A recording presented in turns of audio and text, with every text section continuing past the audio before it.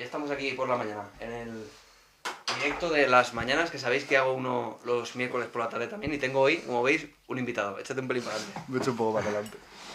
Hola, soy Manu, encantado.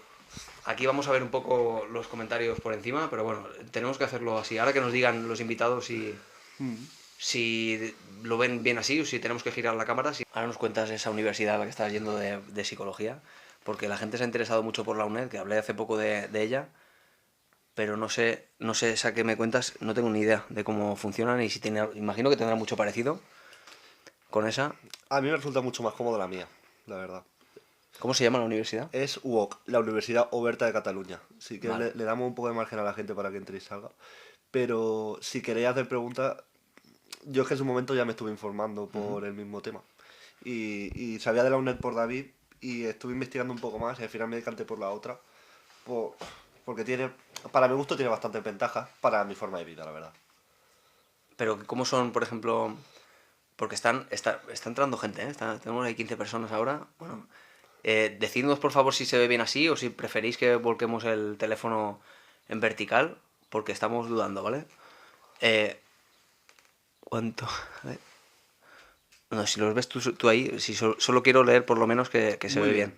bien. Dice que se ve bien. Ah, ¿se ve bien así? Sí, Pues ya está, genial. Pilar Escobar. Lo dejamos así. Sí, perfecto. Acércate un poco porque estamos... Bueno, es sobre Ah, todo por despegarnos un poco de la pared. vale, Ahí perfecto. mejor, vale. Y yo creo que Perfecto. se escuchará mejor también. Bueno, ya sabes que estamos aquí para responder preguntas de psicología y tenemos un invitado que él es enfermero con la especialidad de leer, es matrón, ¿verdad? Y Sí, además está estudiando psicología.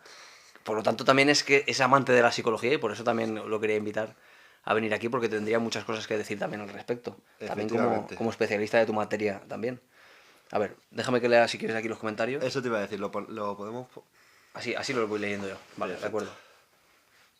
Vale, vale.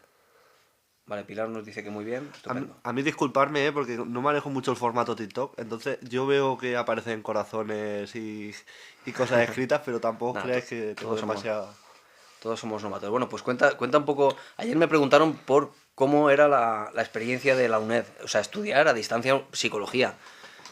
Y yo entiendo que también, al final, cualquier universidad a distancia, pues tiene un poco la misma estructura, aunque habrá diferencias.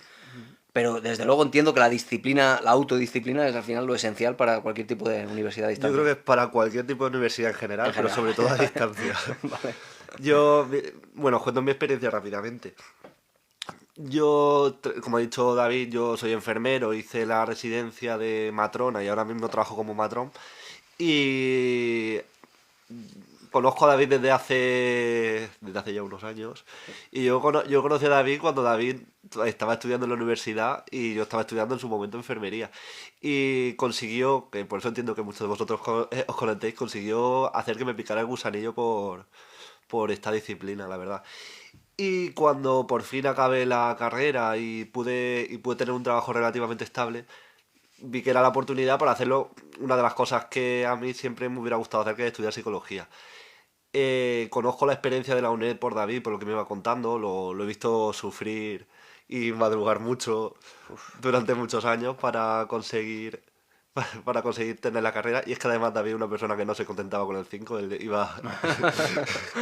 Pero además tú sí has estado en una universidad física Sí, y conoces la diferencia, porque yo no la conozco. ¿Cuál es exactamente la diferencia de ir presencialmente a una universidad? la diferencia principalmente es que en la universidad a distancia tienes que tirar tú mucho más de ti. En la universidad física, al final, sobre todo cuando yo iba que no había clases online por pandemia y cosas de estas que ahora se han implementado, era muy fácil reengancharte porque habían profesores que te veían todos los días, interaccionabas con tus compañeros, que quieras que no, eso también motiva hasta cierto punto.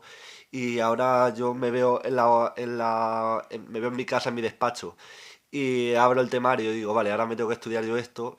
Claro. Y tiene muchas ventajas porque yo en ese sentido también soy muy autodidacta, a mí me gusta marcarme a mí mis tiempos, pero sobre todo necesita motivación, tiempo y muchas ganas. Claro. Yo, en mi caso, yo estoy en la UOC, que es la Universidad Oberta de Cataluña, como he comentado, y mi elección principal de la UOC fue una, porque ellos te dan el temario. No, en la UNED creo que sí que te sugieren o te hacen que te compre algún libro o dos.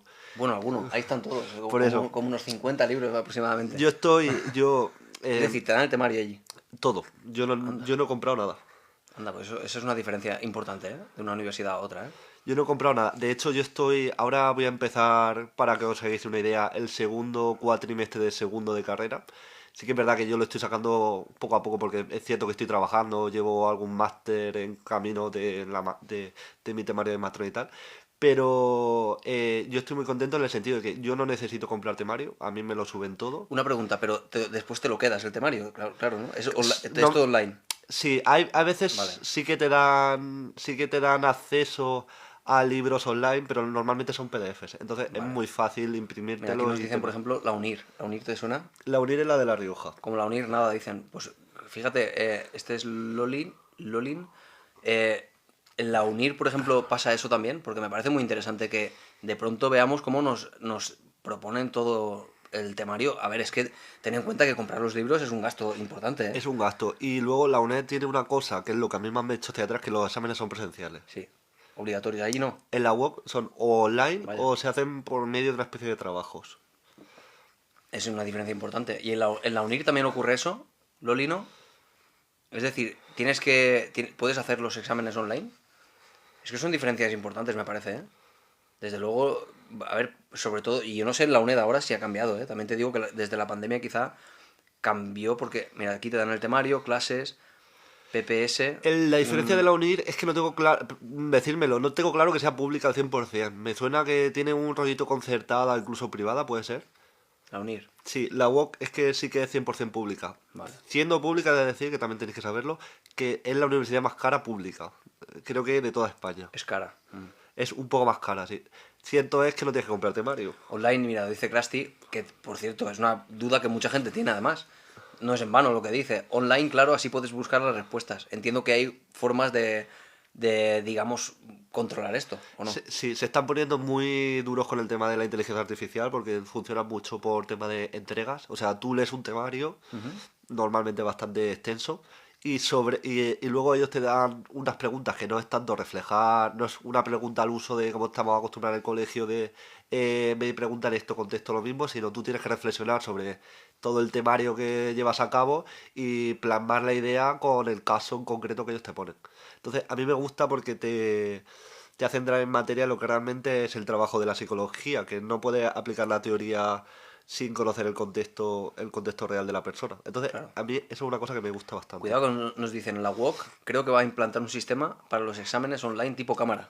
Efectivamente, sí. Muy interesante. De hecho, yo ahora tengo la asignatura de fisiología psicológica. Oh, qué buena. Qué buena. Y Me encanta, me encanta. son 3 entregas en las que tú tienes que estudiar un temario y luego hay un examen final que tienes que hacer un reconocimiento facial que ya he hecho y un día a una hora concreta en mi casa haré un examen con la webcam puesta y el micrófono abierto. Al final entiendo que es por un poco contravenir ese tipo de problemas, porque habrá gente que pues haga trampas. Es que el Hay pillaje que siempre ha evitarlo. existido, sí. Claro, hay que evitarlo, cosa que en la presencial no va a pasar. Y yo entiendo que la UNED ahora, la UNED sí tiene que haber implementado algo de eso desde la pandemia. No lo sé, yo sé que la pandemia, yo lo hice todos los exámenes antes, yo acabé la carrera antes de la pandemia, pero yo sé que compañeros míos tuvieron problemas porque no estaban adaptados para eso, claro, Eso no es. estaban preparados para un examen online. Claro, si ya partes de una universidad que los hace así, estupendo, pero si no, pues un poco te coge sin ningún tipo de, no sé, de preparación para ello. Yo entiendo que la UNED se debe haber actualizado porque antes tenía como un poco la hegemonía de la universidad a distancia, pero creo que con la de La Rioja, con esta Ah, en la que mira, perdona, perdona. no, no, no, con esta en la que estoy yo ahora, creo que le ha salido bastante competencia. Entonces entiendo que se han debido actualizar bastante a raíz de la pandemia y de que yo conozco muchos de mis compañeros empezaron en la UNED.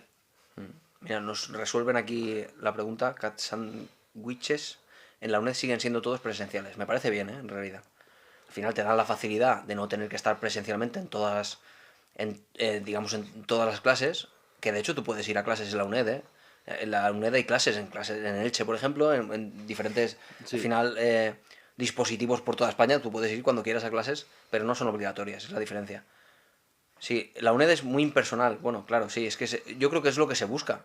Tú buscas ir a una universidad en la que por tu cuenta vas buscando un poco tu propia evolución y si tienes esa capacidad de autodisciplina es estupendo. Es que para mí era maravilloso levantarme pronto y y ponerme a estudiar sin que nadie me guiase demasiado.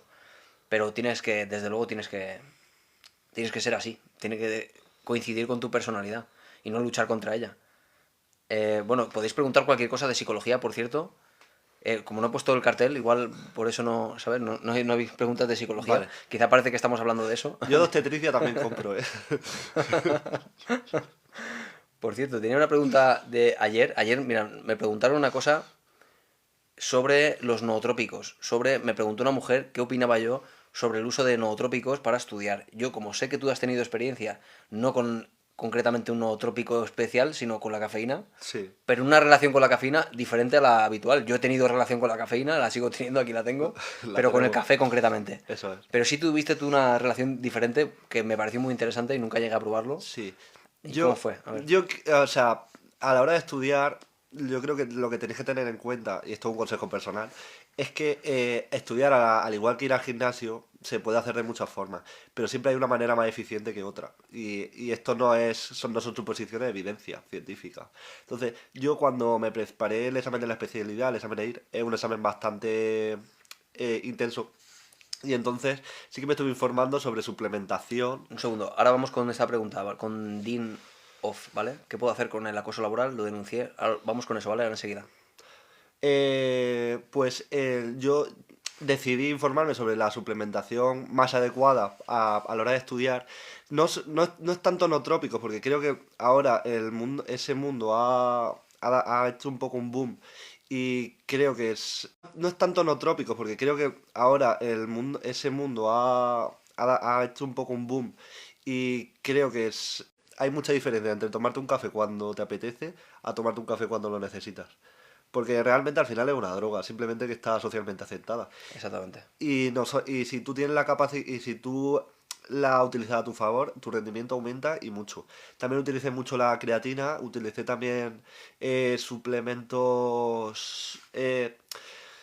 Eran suplementos vitamínicos, por así decirlo, pero es una suplementación que se da mucho a personas con Alzheimer. No era medicación como Sí, tal, se sí, podía sí, sí. comprar de Sí, uso sí. libre en farmacias y la verdad es que ayudaba mucho. Luego ya el tema del sueño, descanso y de ejercicio, eso ya lo sabéis. Hola, Happy Love, como siempre, ya por aquí, ¿eh? Dice que el tema con las oposiciones es parecido a lo que pasa con la universidad. Pues Por claro, supuesto. en realidad sí, porque al final es un estudio y yo sí conozco gente que sale de la UNED como más preparada para las oposiciones, ¿no?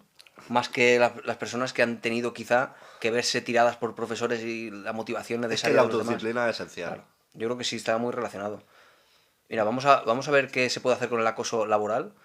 Además, una persona que dice que lo ha denunciado y lo está pasando mal. Hay una denuncia con esto y claro, una vez uno ya ha movido ficha, ya ha hecho lo que tenía que hacer o lo que podía hacer, ahora ya queda lo otro, ¿no? Lo otro que es aceptar esta situación hasta el punto de que no te autodestruya, que no llegues a la destrucción moral durante todo el proceso, quizá judicial, si lo hay, se puede convertir en un problema. ¿Qué se podría hacer con eso?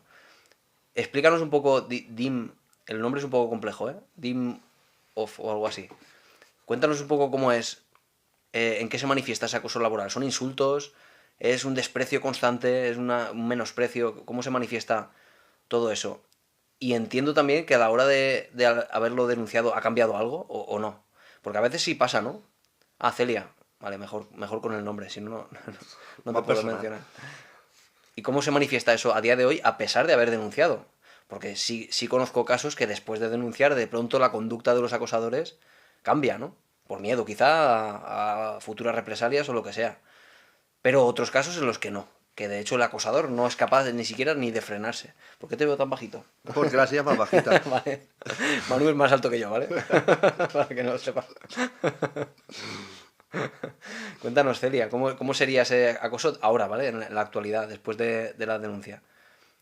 En principio, a ver, sí que es cierto que está ese factor dentro de una situación complicada en la que, bueno, uno siempre se percibe víctima bueno, una situación compleja. Me refiero a que de algún modo te ves atacado por los demás. Y esto no necesariamente hace falta que sea todo verdad o todo mentira, es que te percibes en un entorno hostil. Y eso es una de las cosas que... Ah, mira, aquí nos pone ya algún caso concreto. Agresión física en privado. Claro, es un tema delicado, ¿eh? Agresión física en privado y otra delante de mis compañeros. Ellas pasan de ayudar por miedo o supongo que será amiguismos. Amiguismo, sí.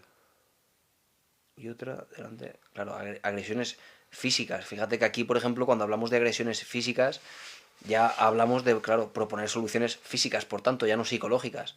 Porque de nada sirve, por ejemplo, decirle a una mujer maltratada, oye, pues que no te afecten las cosas tanto, cambia tu forma de... Evidentemente no.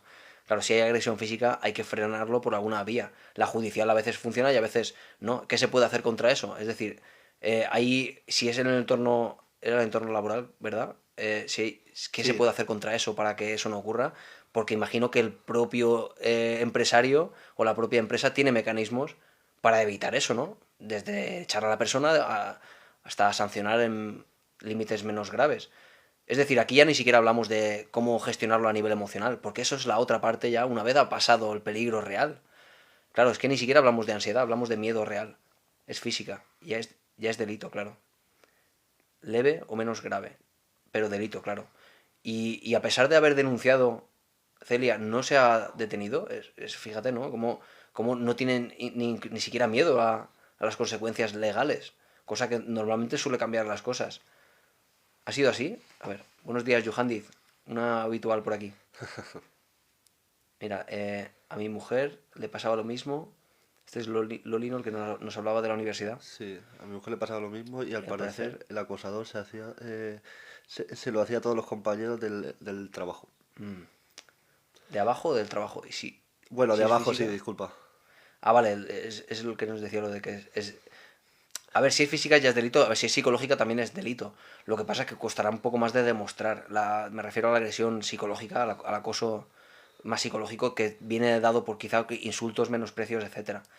También se puede considerar delito, pero claro, no es tan manifiesto, tienes que demostrarlo de algún modo, ¿no? Claro, yo por eso sí que te recomendaría que lo que puedas notificar por escrito, siempre mejor que verbal. Y si el daño físico lo puede evidenciar un informe médico, eso siempre te va a beneficiar a la hora de si tú decides poner una denuncia de por medio, porque tienes cómo demostrarlo. Claro, fíjate, por ejemplo, dicen, como no tengo testigos, o no quieren hablar, claro, por miedo, de nuevo, las represalias esos compañeros que no quieren hablar. Claro, fíjate, ¿no? Qué difícil situación, ¿eh?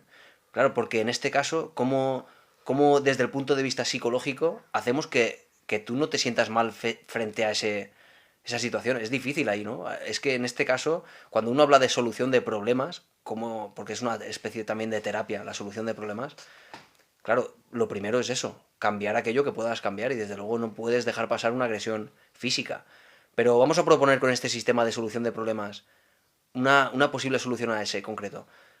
Lo primero dentro de ese... ¿Conoces la terapia de solución de problemas? ¿Te suena? Cuéntame, cuéntame. Son 5 pasos. El primero es la orientación hacia el problema. Tienes este específico y tú quieres empezar a buscar una solución. Y el primer paso siempre es esa orientación de tipo, tengo este gran problema, le voy a empezar a llamar, tengo un reto. Porque a nivel psicológico cambian las cosas. Tengo un gran reto a solucionar y me siento capaz para ello. Cambiamos por lo menos el enfoque. ¿Vale? El marco al que nos enfrentamos.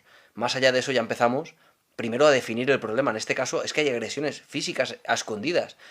Y ante esa manifestación ya delimitada de cuál es el problema, ¿cuál es la solución? La solución es que dejen de agredirme físicamente, por ejemplo, ¿no? Esa es la solución. ¿Cómo pasamos? ¿Cómo llegamos ahora en el tercer paso a esa solución? Vamos a proponer diferentes alternativas que cada una de ellas solucione el problema. Eso es, digamos, el punto clave, como el método científico para acercarnos a cualquier cosa. Diferentes alternativas. Y ahora ya en el punto 4 teniendo ya diferentes, implementamos una, la probamos, que no funciona, en el paso quinto reevaluamos y volvemos a una anterior, volvemos a utilizarla. Es decir, a mí se me ocurre, por ejemplo, que grabes conversaciones con el móvil, que trates de demostrar esas agresiones a escondidas, que suelen ser a escondidas, con, por ejemplo, eso, ¿no? Grabaciones. Creo que si tú intervienes, de hecho lo han comentado, creo que si tú intervienes en la conversación, tú tienes derecho a grabar cualquier Eso es. conversación. Entonces, en ese sentido, pues mira, una forma de evidenciarlo. Me da mucha atención que en cualquier rama científica se utiliza el mismo sistema, ¿eh? Claro, claro, es el método científico. Sí, sí, sí, sí. Es el método científico. Y generar alternativas lo hace cualquier científico cuando se acerca a cualquier materia. Nosotros en enfermería lo llamamos de otra forma. Pero era lo mismo, era localización de problemas, diagnóstico, claro. En tu caso, en tu caso es diferente porque tú cambias el enfoque. Nosotros lo que hacemos es clasificarlo dentro de nuestras categorías. Luego, es verdad, le haces un plan, planificas, Eso es. actúas y Y revalúas sobre. revalúas. ¿Ha funcionado? ¿No ¿Ha ha funcionado? funcionado? ¿He conseguido mi Cambio por otra. objetivo? Eso es. Claro. Y así sucesivamente hasta que algo funcione. Porque es imposible que algo no funcione. Lo que suele hacer la gente cuando se ve atrapada en una situación de estas es sencillamente dejar pasar el tiempo, no hacer nada. Y eso no suele cambiar, pues nada, evidentemente. Entonces, este sistema, este enfoque, desde luego tienes que estar motivado, porque normalmente, ¿sabes? Ese concepto ¿cómo se llama este concepto del perro? Indefensión aprendida. Ese Eso es. concepto de te ves tan abrumado psicológicamente que ya te quedas detenido en el tiempo ya sin buscar soluciones. Te quedas parado ya porque has perdido completamente la esperanza de que se solucione. Sí. Y sin embargo hay que moverse hacia la solución de este modo. A ver, yo fui víctima psicológica, supongo, y me dijo la policía, es delito y se considera violencia de género, claro. Sí, sí, sí, la violencia también es la psicológica. Y a veces son insultos, son menosprecios, Y a es, veces puede ser incluso más dañino. claro, sí, sí, por supuesto. Claro, que sea delito o no, si son delito las dos. Pero no es menos una que otra. No Eso la es. agresión física realmente es menos. De hecho, van de la mano. Si hay agresión física, también vas a sufrir la Acción. humillación, no solo el golpe y ya está. Claro, hay mucho más detrás. Yo lo que haría, por ejemplo, te propone Happy Love. Me encanta cuando entre vosotros os ayudáis, de verdad, es maravilloso. Yo lo que haría en la situación de Celia sería hablar con los superiores que tomasen medidas. Claro, entiendo que quizá incluso los superiores a veces tapan, a veces... Es difícil, ¿no? Entiendo la complejidad dentro de un grupo social cerrado como una fábrica. Sí, pero bueno, son pasos que hay que dar y hay que notificar por escrito. Eso, por Mm, supuesto. sí. Si son empresas grandes, imagino que tendrán su departamento de recursos humanos que se A partir encargan de eso. creo que de los 50 empleados tienen la obligación de tenerlo, si no me equivoco. Exactamente. Pero si es una empresa más pequeña, pues no la tendrá.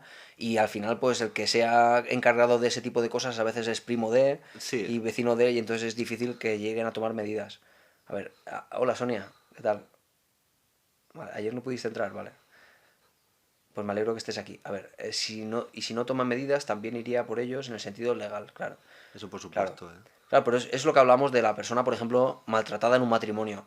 Llegamos un poco desde fuera a ver eso, ¿no? ¿Y por qué no haces esto? ¿Y por qué no denuncias? ¿Y por qué no? Y realmente la persona está atrapada ahí, psicológicamente, más que físicamente. No está atada a una silla, ni está atada Claro. en una... Está encerrada psicológicamente en esa sensación de indefensión aprendida. Para que no conozca, indefensión aprendida es algo que se probó con perros, un estado psicológico en el que después de... Era una jaula en la que el perro le daban como calambrazos.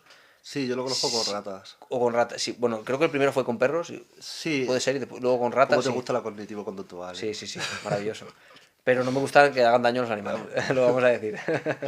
Pero sí, sí, las deducciones de estos son maravillosas. Pregunta, ¿coaching o terapia conductiva? Terapia conductista siempre.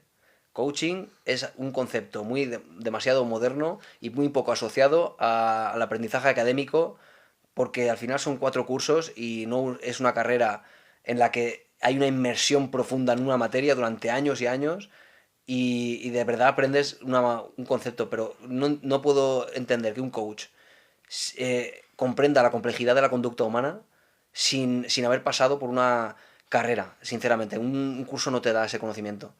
Ahora bien, un curso para, no sé, para aprender de electricidad, pues entiendo que te enseña electricidad para cambiar enchufes.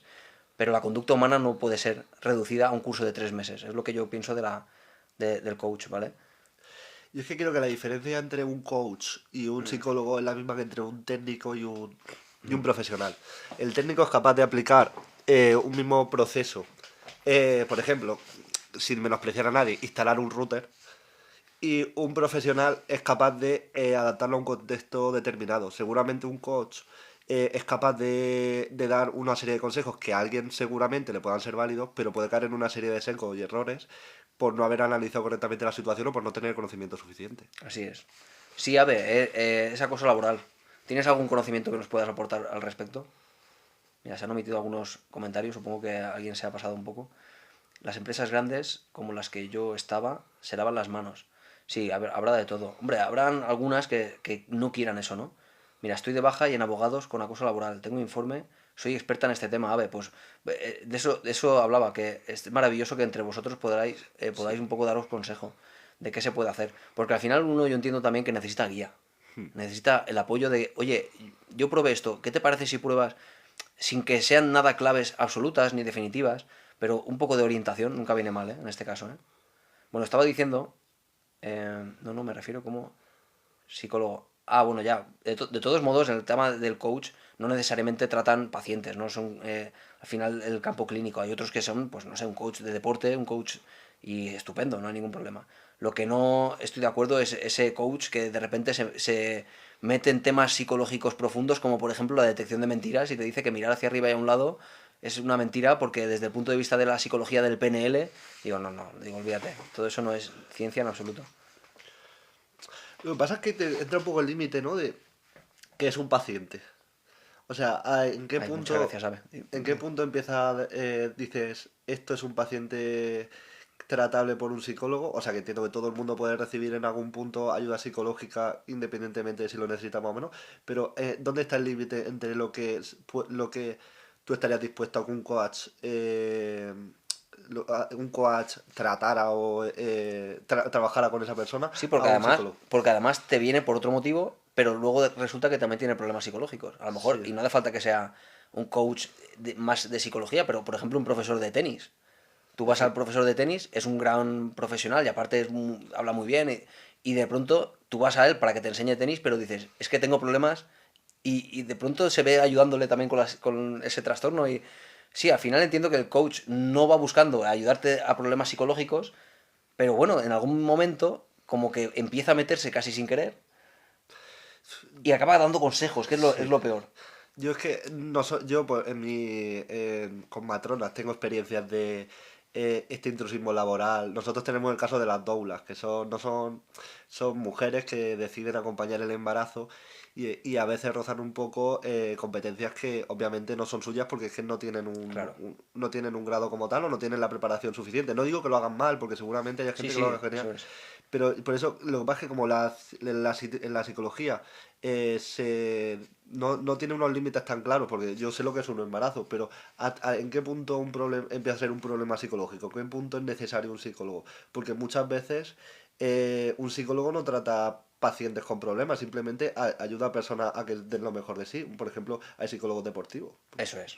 Sí, pero mira, por ejemplo, cuando dan consejos me refiero, imagínate que alguien acuda a un coach y le dice, vale, tu problema, tú tienes un problema con tu marido, ¿vale? O tu pareja, y por lo tanto, como tienes este problema, el problema es tu marido. Por lo tanto, si lo dejas, problema solucionado. Claro, quizá esta persona que a mí me ha pasado muchas veces en consulta, que el odio que se tienen uno al otro no está, digamos, causando, atribuyendo toda la culpa de su odio, de su malestar, de su ansiedad, de su ira a la otra persona, pero cuando empiezan a reenfocar todo eso de que solo ha estado prestando atención a determinados elementos y no a otros, que hay incoherencias lógicas en esa narrativa de es un demonio, etcétera, cuando empiezan a ver que no es así exactamente, empiezan por lo tanto a cambiar ese odio y a decir, ah, bueno, es que esta persona a lo mejor no era tan mala, a lo mejor sencillamente estaba empezando yo a verla así. Eso un coach no lo maneja, sencillamente le puede acabar alimentando su creencia de que es el demonio aquella persona y no le ayuda realmente. Pero no es que el coach, digamos, esté intencionadamente buscando la solución fácil, es que no comprende la complejidad de esa Sí. mente que está siendo sesgada, porque esa es la palabra, está teniendo sesgos cognitivos que le llevan a interpretar de forma, pues eso, subjetiva, demasiado subjetiva la realidad que está viviendo. El psicólogo eso lo puede comprender, el coach quizá le faltan conocimientos para eso. Es lo que es criticable, ¿no? Cuidado con los consejos que te da, porque los psicólogos, para empezar, ni siquiera te da consejos de qué tienes que hacer, más bien te ayuda a que tú mismo o tú misma busques aquellas decisiones que tienes Sí, que por encontrar. eso pienso que el coach es casi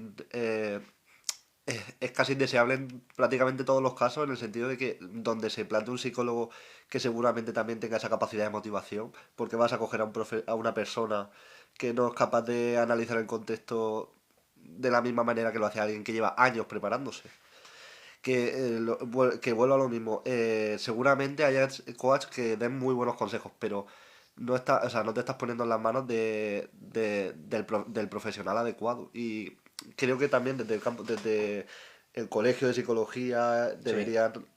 deberían ponerle límite. Entiendo que lo hacen, porque todos Sí, los sí, sí, colegios... sí lo hacen, pero bueno, por eso digo, mientras no se metan en temas, digamos, realmente con trastornos, etcétera, bueno, pues en principio un coach que te ayuda a nivel motivacional, a nivel, pues harán su trabajo al final, ¿no? Sí, Mira, por ejemplo, aquí nos dicen, a ver, mi duda siempre ha sido los psicólogos en residencias. Parece que tengan el mismo patrón. Bueno, es cierto que te encuentras profesionales, bueno, como en todo, ¿no? Como profesores, ¿no? En la educación, desmotivados, que al final se rigen por lo mismo siempre porque no están interesados en evolucionar. Es que eso te lo vas a encontrar. Yo creo que eso no tiene que ver con la ciencia en sí misma, ¿no? Es más bien quizá esa misma desmotivación de la persona, quizá, pero ¿no? en cualquier campo, ¿eh? Sí, Si yo creo que sí. tú, cualquier profesor que tenga, es que lo sabría, habrán profesores buenos o malos, y muchas veces tú vas al médico y os proponen dos soluciones diferentes, seguramente porque su manera de actualizarse o, o la evidencia que ellos siguen, o sea, la evidencia es siempre la misma, pero el campo en el que ellos se enfocan es diferente. Entonces, creo que también es responsabilidad del paciente muchas veces buscar a la persona adecuada. Porque a veces no podemos confiar en la pasividad de... Tiene un título, entonces esta persona lo va a hacer bien. Bueno, pues tiene un título, pero a ver, vosotros que si estáis aquí os interesa el tema, ¿qué rama de la psicología sigue esta persona? Porque si me va a empezar a decir que he soñado tal o porque es que le tengo no sé qué de mi madre, igual... bueno, igual hay personas que quieren seguir esa rama, pero si tú sabes, yo en mi caso yo seguiría algo que tenga cierta evidencia científica. Entonces, yo buscaría un psicólogo que siga una rama cognitiva conductual, sin desprestigiar al resto, evidentemente. Pero por eso creo que también es responsabilidad del paciente decir, no, yo no solo quiero un psicólogo, yo quiero un psicólogo que me ayude de esta manera. Claro. Y que sepas que aquello que te están aplicando, esa terapia funciona. Igual que si te tomas una pastilla para el dolor de cabeza, tú te tomarás aquella que sepas que ha sido comprobada que tiene una efectividad, ¿no? Eso es. Pues un poco eso. Al final cuando vas a un psicoanalista, claro, por ejemplo, tú ni siquiera sabes qué es psicoanalista, tú vas a un psicólogo esperando bueno, que te trate y de repente te tumba allí y te empieza a hablar de la infancia y dices, ya, pero si yo lo que tengo es ansiedad ahora, que yo quiero que se me vaya esta ansiedad. No necesitas ir al pasado o no, claro, por eso digo que al final la terapia cognitivo-conductual lo que hace es hacer estudios de eficacia para determinados trastornos e incluso un ranking de cuáles son las terapias que mejor funcionan para determinados trastornos y se aplican las que mejor funcionen. Que no funciona, vamos a la segunda, que no funciona, vamos a la tercera. Por ejemplo, para la depresión está la terapia no, de terapia conductual no se llama, sí, terapia conductual, vale. Es la primera, pero hay otro tipo de terapias como la interpersonal, Mm. que también ha demostrado eficacia, pero que no está en la primera. Por lo tanto, no tiene sentido utilizar, no sé, terapia holística si están, ni siquiera está en el ranking. Eso O, es. claro, iremos a la que sabemos de forma científica que opera en un amplio grupo de pacientes muy diferentes entre sí. Que eso no quita que en algún momento, si se demuestra que algo tiene evidencia, tú reevalúes tu manera de Sí, tratar al paciente, pero está claro que si ahora mismo tú juegas con las cartas que tienes eso y es. y el profesional que no utiliza la evidencia a su favor, realmente no es un profesional que está siendo todo lo eficaz que podría. Y además que lo saben, porque cualquier profesional que ha estudiado una carrera, un grado, tiene asignaturas de investigación y sabe cómo funciona la Eso evidencia es. científica. Eso es, claro. Cualquiera que ha estudiado cualquier carrera se mete al final en ese ámbito que es lo que decíamos, todos trabajan al final con el sistema científico, sea de la carrera que sea. Y por eso me sorprende a veces personas que vienen de, digamos, del ámbito académico, que tienen razonamientos no necesariamente, bueno, que sigan esa forma de pensar, porque ya previamente, antes de su carrera, ya pensaban así, claro. Claro. Y se queda instaurado. ¿Qué es Happy Love TCAE? ¿Tú sabes lo que es eso? TCAE. E intento mejorar todos los días. Sí, Mi compi de psicología deja mucho que desear. yo soy TCA. Yo sé que TCA es trastorno de la conducta alimentaria, pero la E me falta, entonces no sé si irá enfocado por ahí. Eh, Sí, pero sí que he recibido muchas quejas, ¿no? De psicólogos que no le ayudan. Antes estábamos hablando, antes de conectar en directo, que, por ejemplo, mira, hay clínicas privadas que aconsejan a sus psicólogos que no avancen demasiado rápido porque, claro, pues al final también necesitan el dinero, etcétera. Eso ocurre. Puede haber mucha queja precisamente por eso, ¿no? Porque no se avanza lo suficientemente rápido, porque algo, bueno, todo eso está ahí. Entonces puedes encontrarte un psicólogo que te vaya muy bien y otro que no te vaya nada bien por determinados, digamos, cuestiones incluso personales, cuestiones económicas, pero bueno, la ciencia estará detrás de cada uno de ellos, si es psicólogo, ¿no? cosa que no encontrarás en alguien que, pues no sé, es curandero, por ejemplo, ¿no? Sí.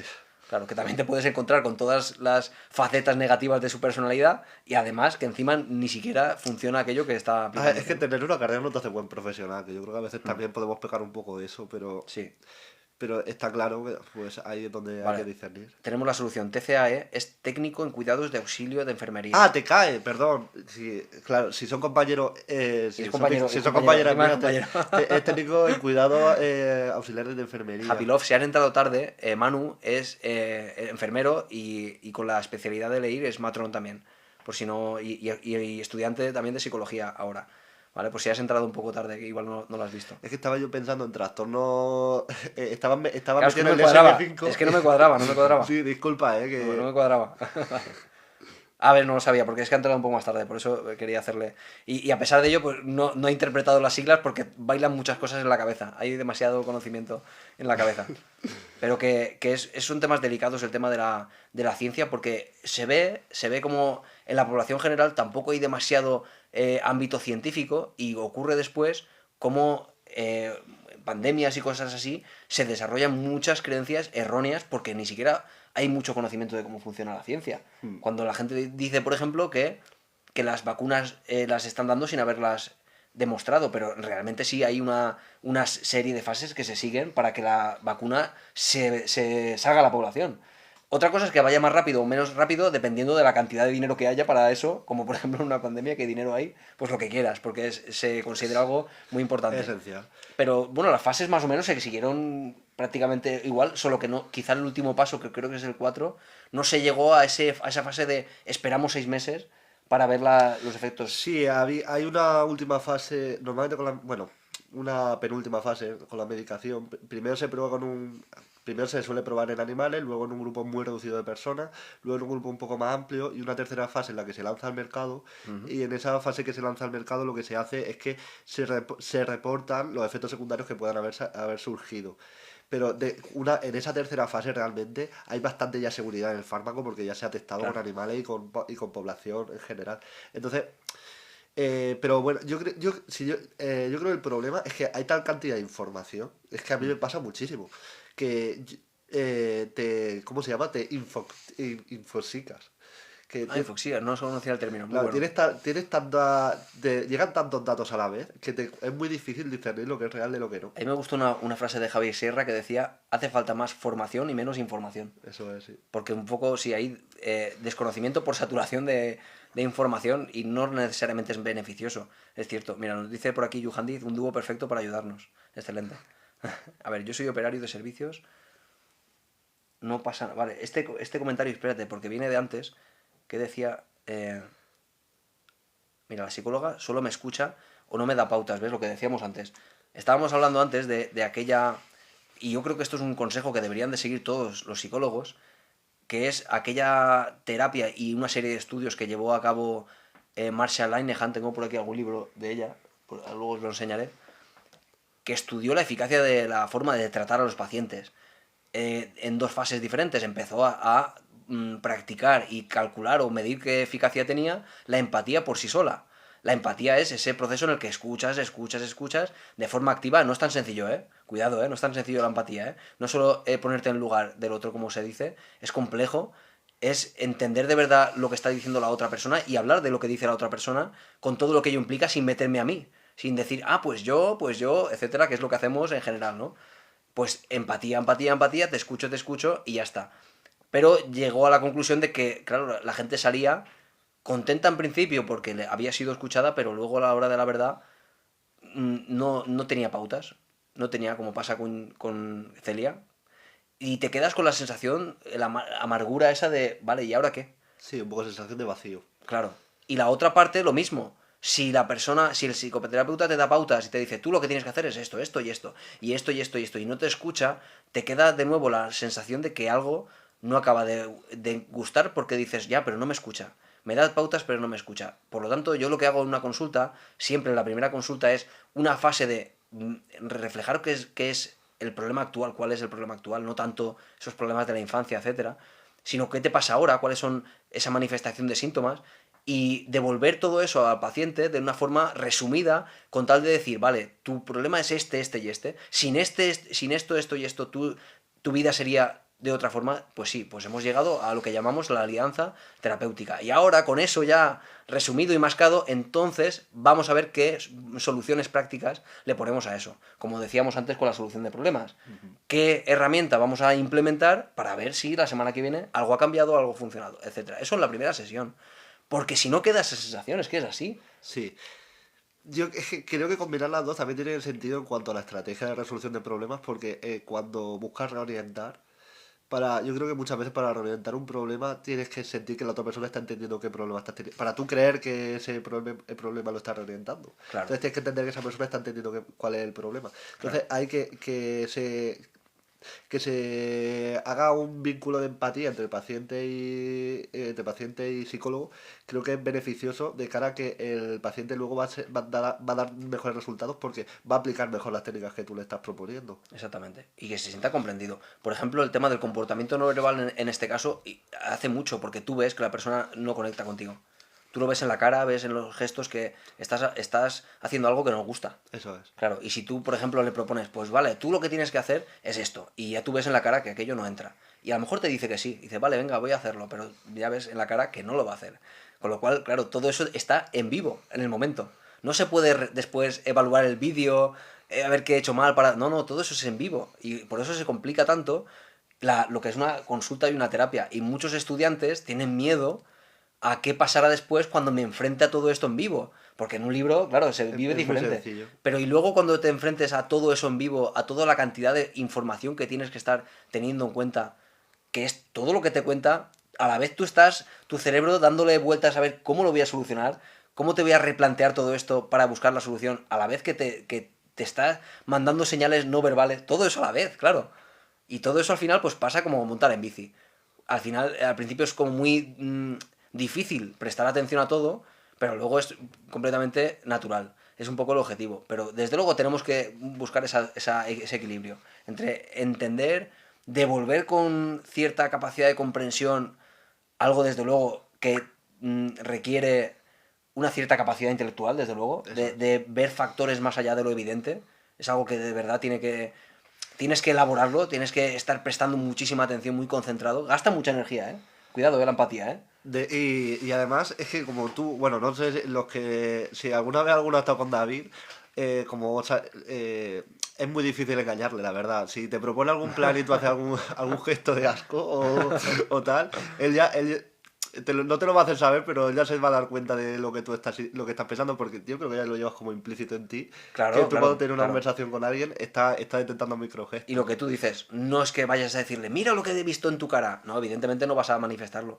Pero claro, yo me guío mucho por eso también. Y yo veo, por ejemplo, si algo no ha quedado claro en una consulta, digo, me da la sensación de que esto no te gusta. Y claro, porque muchas veces los psicólogos tenemos que confrontar, evidentemente. Tenemos que decir, esto que cómo tú lo percibes, ¿te has planteado la posibilidad de que no sea así? Y entonces tú ves gestos de cómo se aparta el cuerpo hacia atrás, cómo frunce el ceño, cómo aprieta los labios.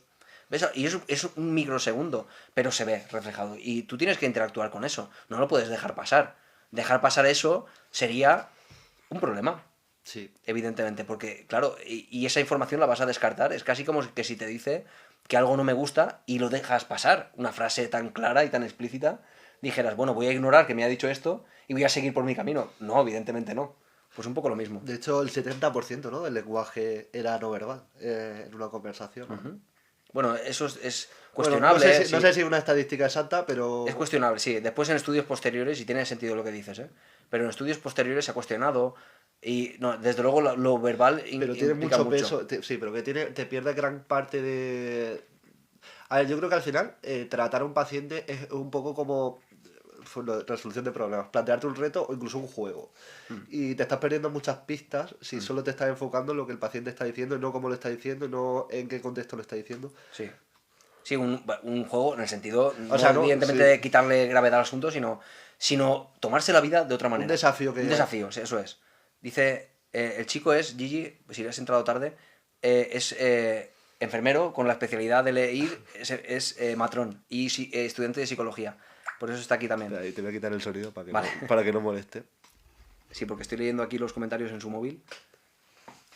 A ver, sí, dice Happy Love, tienes un detector de mentiras guardado. Llevaré cuidado. Luego no es tan... A ver, luego no es tan sencillo, cuidado, Happy Love. Esto es sobre todo porque hice un máster de comportamiento no verbal y detección de mentiras. No sé si conocéis esos procesos de deducción, de razonamiento lógico de tipo el modus ponens. ¿Conoces todo ese No, proceso? no. A la hora de, por ejemplo, deducir, bueno, pues si siente asco, hará un gesto de asco, ¿no? Podríamos deducir entonces que si no tiene un gesto de asco es que no siente asco. Sí. Pero no es tan sencillo. Luego no funciona al revés, quiero decir. Sí, que no contrapones Claro. una parte con si no existe esa parte, está sucediendo lo contrario. Eso es. Es decir, que no se sabe todo por esto, ni mucho menos, pero cuando aparece un microgesto de algo, bueno, pues es evidencia de que algo hay detrás de lo que está diciendo. Y la conducta verbal puede tergiversarse, uno puede mentir con lo que dice, y es bastante eficaz para mentir. Lo que no miente es, por un lado, la conducta no verbal y por otro, sobre todo, la conducta en sí misma. Claro. Yo Claro. si algo aprendí de ti era que, porque a veces yo creo que el mundo de los microgestos y de la expresión verbal es una cosa que a todos nos atrae mucho y muy chulo, pero bueno, en psicología o en cualquier cosa en la vida, no dar todo, algo por absoluto. O sea, Eso es. porque haya un microgesto de asco o porque haya unos brazos cruzados no significa que simplemente esté cerrado, Eso igual es. que simplemente está más cómodo en esa posición. Eso es. Pero tiene más probabilidad de que esté hablando de un tema que a él le resulte un poco más tenso. Así es, y en cualquier caso lo que buscas es la coherencia.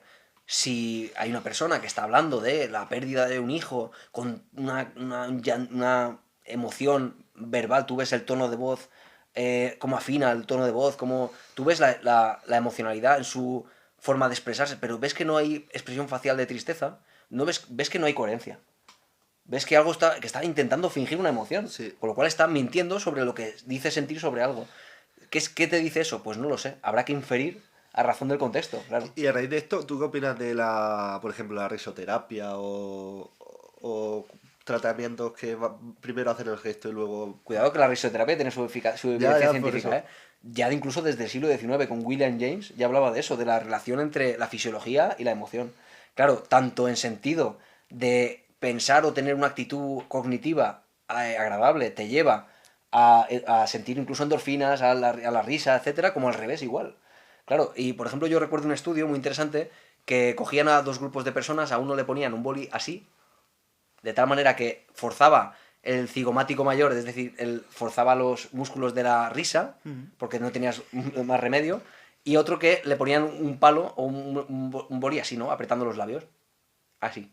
Te obligaba a la expresión facial de la rabia. Y después le ponían diferentes expresiones faciales neutras a todas las personas. Llegaron a la conclusión que aquellas personas con la expresión facial forzada de alegría percibían más alegres las expresiones neutras. Curioso, solo por haber forzado la expresión facial. Muy interesante. Es decir, la fisiología, por esa vía, también funciona. Si a ti te dicen, vale, estoy triste, y yo esto lo utilizo también en consulta, una de las fuentes de cambio emocional también va a ser esa. Estoy triste, estoy con un estado de tristeza relacionado o no con la depresión. Tristeza, ¿vale? En sí misma. Y yo lo quiero cambiar. En principio el cuerpo lo que va a estar es apagado. No vas a tener ganas de levantarte del sofá. Bien, no puedes cambiar la tristeza, pero puedes cambiar desde tu conducta muchas cosas. Puedes levantarte, puedes mover tus piernas, puedes dar 3 saltos con tal de que tu cuerpo empiece a bombear más sangre y algo va a cambiar, claro.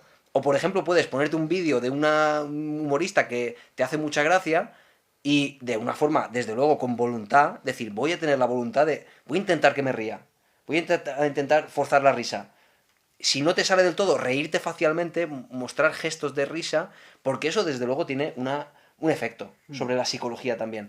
Y a nivel neuroquímico incluso. Se producirán endorfinas, quieras o no. Sí, es que separar psicología de anatofisiología. No, es imposible, eso es. De hecho, a mí me pasa a veces que las mujeres, cuando se han puesto la epidural, en un paritorio hace mucho calor, porque tiene que hacer calor, porque cuando nace el bebé tiene que estar caliente, porque uno de los riesgos más grandes que tiene un bebé es Qué enfriarse. interesante. Entonces, cuando se le pone la epidural, a veces la epidural tiene un efecto secundario que es dar temblores. pero están en una habitación que tiene 27 grados de temperatura, hace mucho calor en la habitación.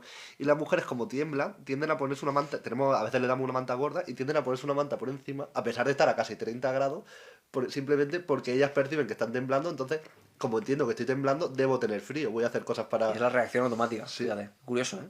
No conocía yo ese tipo de cosas. Además, qué interesante en un paritorio las cosas también a nivel psicológico que ocurrirán. O sea, ¿te ha pasado imagino madres que se ponen a llorar desesperadas? Es que tiene que haber de todo. si quieres abrimos el melón de la endorfina y del parto. Pues sí, me interesa Mira, mucho. te cuento un par de cosas si quieres, así que son interesantes. En un parto, las mujeres entre contracción y contracción, por por influencia entre oxitocina y demás hormonas que se están segregando, entre una contracción y otra, que a veces son 2 minutos, se pueden llegar a quedar durmiendo en cada contracción. Ellas se van a lo que Wow. se llama una cosa que se llama el mundo parto, que llamamos, que entran como una especie de trance o de meditación y hacen que obviamente se percibe dolor, pero lo perciben de una manera mucho menos dañina hacia ellos, hacia ellas. De hecho, está demostrado que las mujeres que entienden mejor cómo funciona un parto tienen menos percepción del dolor que sufren que las pacientes que no entienden cómo Que al funciona un final es el parto. cerebro que te intenta proteger, ¿no? Es eso, ¿no? Sí, de hecho en quirófano está también o sea, cualquier paciente que vaya a ser intervenido tiene Ujú. mayor probabilidad de recuperarse bien y de sufrir menos dolor si entiende la operación que se le va a hacer y el proceso por el que va a pasar que un paciente que no tiene. Mira, nos dice Happy Love, a mí la epidural me sentó mal, tuve las dos caras, muy graciosa y a la vez agresiva verbal. Sí, y además es que yo creo que el parto a veces desactiva un poco la corteza prefrontal. Y por eso dices que muchos libros de maternidad hablan como que es el momento en el que una mujer va a estar más conectada con su lado más animal. Porque realmente es así. Como la corteza prefrontal no va a tener tanta actividad y se va a desarrollar partes más estilo amígdala y Ujú. demás, Sí. la agresividad es normal, el llanto también es bastante usual, la felicidad se vive como con mucha más potencia, también está ahí el efecto de la oxitocina y de la endorfina. Eh, o sea, entender la psicología desde un punto fisiológico a mí me parece súper interesante, No, es porque esencial, esencial. No se esencial. puede separar. No, imposible. Si lo separamos, nos metemos al final en temas, eso, psicoanalíticos y temas que no tienen que ver con la psicología, porque psicología también es cerebro. Que el otro día estuvimos hablando de eso, del amor, si va más allá del cerebro. Claro, nada puede ir más allá del cerebro. Claro, es que una vez el cerebro muere, porque la persona fallece, no hay amor porque no hay conexión cerebral, no hay... Claro, es cierto que tampoco se puede reducir todo a un proceso químico, pero evidentemente todo parte, Gran todo parte sí. emerge de la conexión neuronal, claro. De hecho, yo creo que lo que nosotros, o sea, yo creo, no, esto está demostrado, que no es solo cerebro, es cerebro, sistema nervioso y hormonas. Eso es. Entonces, que muchas veces dice, el psicólogo estudia el cerebro, sí, pero estudia entender el cerebro sin entender cómo funcionan las hormonas, Eso es, es no claro. entender, es que la Claro, mesa se te queda coja. claro. Y además las hormonas no están solo en el cerebro. Hablamos, por ejemplo, de la hormona del estrés. El cortisol no opera en el cerebro solo. No, está en la glándula suprarrenal, por ejemplo. Por ejemplo, entonces no va más allá al final, ¿no? Bueno, y como el estómago, cosa que no estudia el cerebro, el psicólogo, como el estómago también tiene a través de no sé, la flora bacteriana, que también parece que tiene relación. Yo todo eso no lo domino en absoluto, pero entiendo que también tiene muchísimo que ver con el cerebro al final, Es ¿no? que todo como hacen una especie de feedback es que es imposible entender cualquier parte del cuerpo. Las hormonas son fotúas. Mira, dice Happy Love que yo lo recordé gracioso porque me daba risa en los momentos de dolor, pero a la vez diablo. Es que dice que su marido, que es creyente, es como que dice el mismísimo diablo. Claro, cómo interpretaba pues imagínate, esa especie de reacción animal. Sí, es Si eres curioso. creyente, lo puedes llegar incluso a considerar que es una especie de intromisión del diablo, porque esta no es mi mujer. Eso es. Dices, no, tu mujer es, solo que, claro, Simplemente no está, ahora mismo no está controlando de la misma manera que lo hacía antes sus emociones. claro, eso es. De hecho, es que en un parto el cuerpo es tremendo. Hay mujeres que de parto pueden llegar a sentir incluso orgasmos. O sea, que le puede resultar incluso placentera. El porcentaje es ínfimo. Pero puede incluso llegar a ser placentera una contracción. Eh, y es por cómo el cerebro hormonalmente interpreta ese proceso por el que por el que está pasando. Es que al final las hormonas son mensajes y entonces Eso es. le dice al cerebro que lo interprete de una manera en concreto. Entonces, según las hormonas que tú segregues en cada momento, tú vas a vivir una situación de una manera diferente. Hola Azu, buenos días. Azu es suscriptora, por cierto, tengo un espacio de suscripción dentro de TikTok para aquellas personas que, por lo que sea, que hemos hablado muchas veces de la carga económica que supone ir a psicólogos privados, etcétera, abrir ese espacio para que por 3 euros y pico al mes, creo que son, bueno, que podáis plantearme vuestros problemas y que yo pues os mande esos mensajes privados, esos vídeos y que podamos hacer incluso directos privados para la gente con suscripción, etcétera. Lo abrí hace un tiempo, cuando lleguemos a 10 haremos esos directos y aparte, bueno, pues hacer un seguimiento de todo esto. Nos dice, por ejemplo, que... ¿dónde está esto que quería leerte? Mira. Ah, por cierto, que María nos corrige porque yo, fíjate cómo demuestro que no sabía del tema. Que no se llama flora bacteriana, se llama microbiota. Sí, la ¿Ves? microbiota. Que es lo que estaba diciendo, no domino del tema, De hecho, evidentemente. nosotros, ahora es que la microbiota se está empezando a ver que tiene relación con prácticamente todo. Pues, perdón, porque es que si no yo me lo llevo todo a lo mío. Pero Como tiene que ser, claro. sí, en un proceso de parto, por ejemplo, la diferencia microbiótica. La microbiota al final tienes que entender que son las bacterias que no tienen por qué ser negativas, que se desarrollan en el cuerpo humano. El cuerpo humano tiene un mogollón de microbiota, sí, pero está demostrado que ciertas personas que tienen un tipo de microbiota tienen más probabilidades de sufrir ciertas enfermedades que otras que no la tienen. Enfermedades de nivel físico y también psíquico. Y O también sea, psicológico, sí, sí. sí, sí, sí, así es. Con lo cual es súper importante. Por eso que es que no se puede separar. No, no, Es sí que no que... se puede separar, va Y todo cuanto unido. más cosas descubres, más te das cuenta que quizás estabas enfocando el problema de una manera insuficiente, que tienes que abrir todavía más el grano angular para darte Eso cuenta es. de que hay más cosas que no estabas valorando. Y a la misma vez de que todo está conectado, no necesariamente para una solución hay que tocarlo todo, porque como todo está conectado, si tocas un elemento se va modificando Sí, todo. reajusta el sistema. Claro, y por eso es interesante eso de generar alternativas. Propongo una, cambio algo, solo un factor, porque es como actúa la ciencia, no puedes cambiarlo Sí, todo a la vez. no, porque si no, no puedes hacer correlación a Eso es. causa-efecto. Tú cambias una cosa, mejoras los síntomas, de pronto dices, venga, algo ha funcionado, pero no estoy del todo bien. Cambiamos, manteniendo estable el que has cambiado, cambio otro elemento y así vamos trabajando y funciona muy bien. Eso es, ya sea un científico analizando la naturaleza, o un psicólogo con un paciente, o un médico cirujano, actúa del mismo modo, con el método científico. Porque es un método sistemático de acercarse a la realidad que desde luego va mucho más allá del instinto o de una forma de acercamiento más espiritual, al final.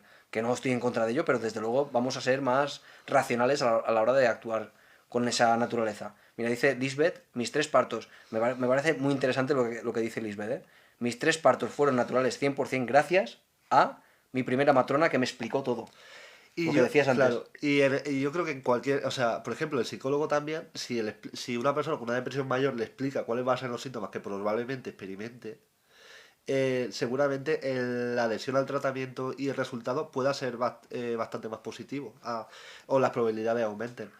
Esto es como el tema de los suicidios, de intentar no hablar del suicidio, de Mm. muchas veces está demostrado que las personas que tienen ideación suicida necesitan hablarlo. Eh, Gracias, Azu, por esa rosa. que ocultar información siempre va en detrimento del afectado. Es lo que llamamos psicoeducación, que no tiene solo que ver con la psicología. Lo hacen los psiquiatras, lo hacen los enfermeros, y es algo que funciona muy bien. Sí. El solo explicar qué te está pasando y qué factores están interactuando en eso. Muchas veces ya con eso los pacientes entienden ese proceso y dicen, ah, esto es lo que me causa aquello, pues entonces ya tú mismo puedes incluso proponer cambios, ¿no? Bueno, creo que vamos a ir cortando, ¿eh? Llevamos ya una horita, se pasa volando esto, y estoy encantado de que hayáis pasado por aquí con este invitado tan especial. Bueno, a mí me había liado a tomar un café. Pero era mentira, no era un café, era esto. Y bueno, vamos a ir despidiendo a ver si se ha quedado algo por aquí. Mira, algo muy interesante que dice María. Cambiando alimentación mejora tu organismo y por ende tus emociones. Claro, pero es lo que decíamos del así es. sistema. Seguramente cambiando alimentación, mejores, por ejemplo, mejora microbiota, mejora IMC de peso, mejoras digestiones. Y al final es que todo eso repercute en el sistema. Que por cierto yo conozco un caso de una paciente que me contó, no con el paciente que yo tenía, un niño, sino con un hermano del niño que tuvo TDAH, ¿vale? Bueno, que tiene, porque no es una enfermedad, sino tiene que ver con el neurodesarrollo, que cambió el patrón alimenticio y mejoró muchísimo. Digo, pues claro, pues eso decimos, ¿no? Si cambias algo y funciona, claro, no significa que esté solucionado todo quizá, porque quizá todavía le falta falta de atención, quizá algunos síntomas de impulsividad, pero bueno, ha mejorado. Es interesante eso, ¿no? Propones la hipótesis de que la alimentación puede estar afectando si tenía una mala alimentación, la cambias y de repente notas algo diferente. Desde cambio. luego tiene que haber que ser objetiva. No puede ser, me parece que está mejor. Evidentemente tiene que haber marcadores conductuales de que está mejor. No solo... Por eso sufrí yo la asignatura de psicometría. Para entender es que, qué que lo que estamos midiendo es lo que... Qué maravilla psicometría. A mí me encantan todas. Bueno, vamos a dejarlo aquí. Muchísimas gracias por estar aquí. Invitaremos a Manu otro día. Happy Love. Me guardo esa, ¿eh? Patrones para consejos para en las conductas rabietas en los niños de 2 y 3 años. Vale, me la apunto para la siguiente. Mañana, hoy jueves, ¿no? Mañana viernes a las 10 estoy en directo otra vez, ¿vale? Y hablaré de eso para empezar, ¿vale? Nada más entrar. Un placer, María, por corregirnos. Sí, y muchas gracias, Porque al final necesitamos que lo que no comprendemos que nos lo expliquen, claro, es así. Que lo decía el otro día, digo, yo cuando no sé de algo, yo quiero escuchar a los expertos, no quiero escuchar, no sé, las opiniones de los que saben menos, quiero saber a los expertos. Y el otro día hablando un físico nuclear de lo que pasó con el apagón, digo, claro, eso es lo que yo quiero escuchar. Sí, No la opinión de alguien que no vale. sabe del tema, ¿no? Pues sí, necesitamos los expertos, ¿no? Así que, oye, muchísimas gracias por todo lo que habéis aportado y por estar aquí. Así que mañana a las 10 en punto, si mañana sí a las 10 en punto, estoy por aquí y ya sabéis que si queréis consulta me escribís por privado. Y Manu volverá a estar por aquí seguro en otra ocasión. Muchas gracias, un abrazo. Bueno, un placer. Adiós, adiós. Cortamos aquí. A ver si consigo desde aquí, que está un poco lejos, ¿eh? Así.